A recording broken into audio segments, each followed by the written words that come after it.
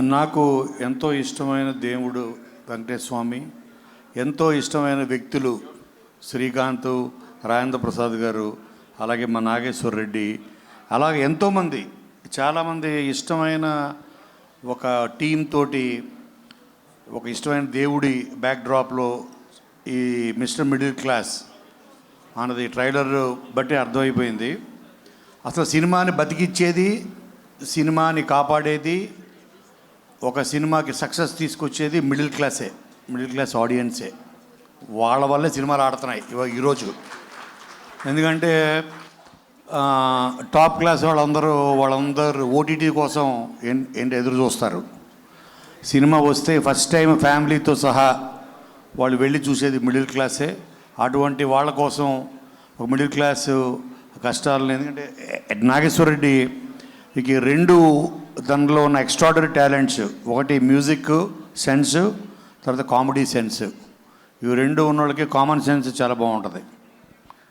తర్వాత వినయ్ నాకు బాగా గుర్తు, మేము సినిమా చేస్తున్నప్పుడు వినయ్ కూడా తన సినిమాలకి ఒకరోజు నాగేశ్వర రెడ్డిని పిలిపించి కృష్ణ సినిమాకి అనుకుంటా ఏదో సినిమా సాంగ్ కోసం.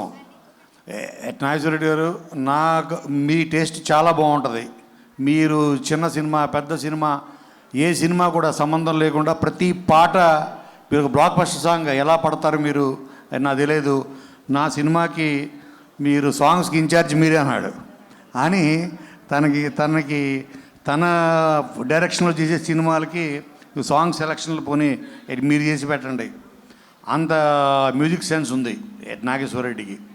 అలాగే కామెడీ ఎంటర్టైనర్స్ ఇవాళ రేపు అసలు సినిమా అంటేనే ఎంటర్టైనర్.